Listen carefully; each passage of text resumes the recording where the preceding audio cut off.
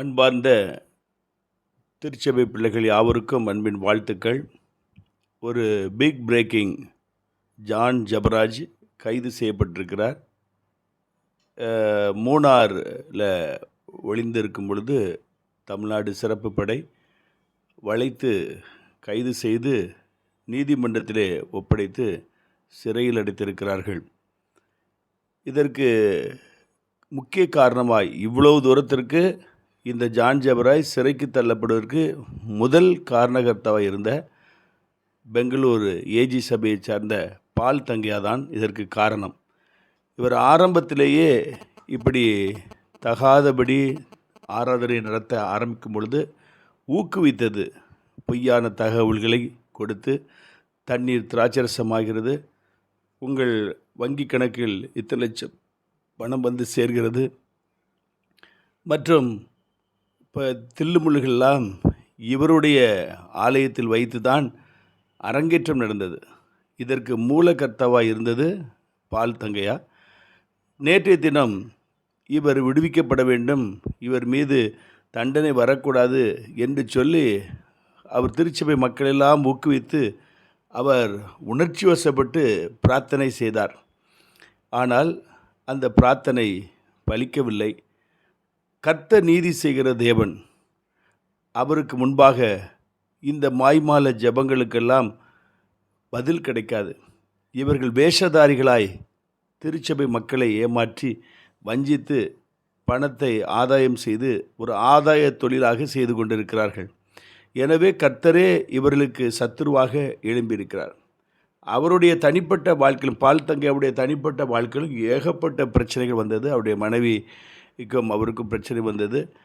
ஆனாலும் இன்றைக்கும் அவர் தன்னை நீதிமான் என்று ஏமாற்றிக்கொண்டு மக்களை வஞ்சித்து கொண்டிருக்கிறார். இப்படிப்பட்ட ஒரு தவறு செய்த ஒரு நபருக்காக திருச்சபை மக்களையும் பள்ளிக்கடாவாக ஆக்கி அவருக்காக ஜெபித்ததை பார்க்கும் பொழுது வேடிக்கையாக இருக்கிறது. ஜனங்கள் மனம் திரும்ப வேண்டும். ஜனங்கள் எது தவறு எது சரி என்பதை புரிந்து கொள்ள வேண்டும். ஆண்டவர் பகுத்தறிவை கொடுத்திருக்கிறார், மனிதனுக்கு மாத்திரம்தான். அந்த பகுத்தறிவை உபயோகப்படுத்துங்கள். ஆவியை பகுத்தறிகிற வரம் என்று சொல்லி 9 வரங்களில் ஒரு வரம் இருக்கிறது. இந்த வரத்தை திருச்சபை மக்கள் வேண்டுமென்று கேட்டு பெற்றுக்கொள்ள வேண்டும். அப்பொழுதுதான் எது தவறு எது சரி என்பதை திருச்சபை பிள்ளைகள் உணர்ந்து கொள்வார். இன்றைக்கு அநேக ஊழியர்கள் இந்த வரம் இல்லாதனால் யார் உண்மையான ஊழியர் என்பதை அறிய முடியாமல் தங்களுடைய திருச்சபைகளை அழைத்து இப்படிப்பட்ட கயவர்களை திருச்சபை மக்களை சூறையாடும்படி வேட்டையாடும்படி உபயோகப்படுத்துகிறார்கள். ஆகவே ஆவிக்குரிய 9 வரங்களில் ஒரு பிரதான வரம் ஆவியை பகுத்தறிகிற வரம்.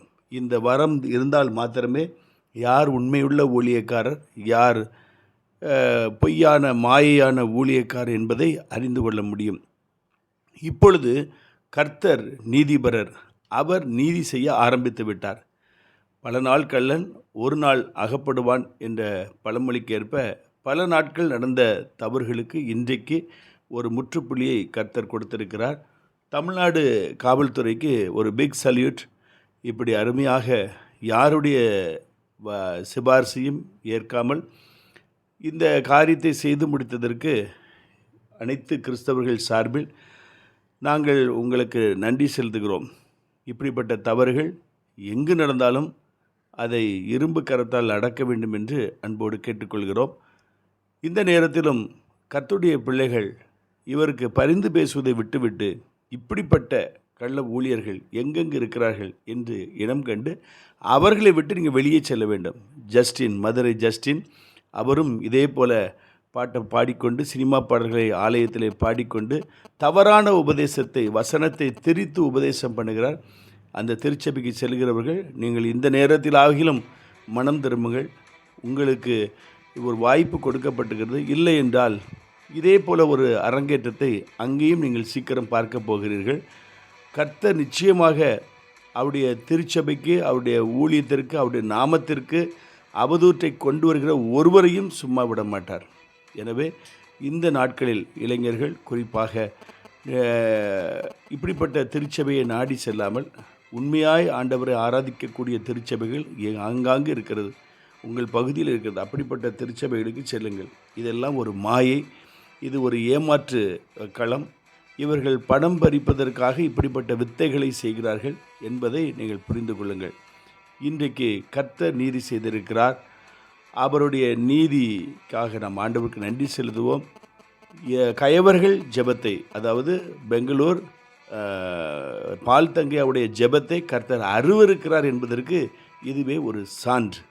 ஆகவே திருச்சபை மக்கள் யாவரும் கவனமாக இருங்கள். விசேஷமாக பெண் பிள்ளைகளை எங்கு கொண்டு போனாலும் உங்களுடைய கட்டுப்பாட்டில் வைத்திருங்கள். நீங்கள் விட்டுவிடும் பொழுது தான் இப்படிப்பட்ட தவறுகள் நடக்கும். அந்த பிள்ளைகளை சிறு வயதிலிருந்தே உங்கள் கட்டுப்பாட்டில் வைத்து அவர்களை படிக்க வைத்து இன்னொருவருக்கு திருமணம் செய்து கொடுக்கும் வரைக்கும் உங்கள் கண்காணிப்பில், உங்களுடைய அரவணைப்பில், உங்களுடைய பாதுகாப்பின் கீழ் வைத்துக்கொள்வது மிக நன்று.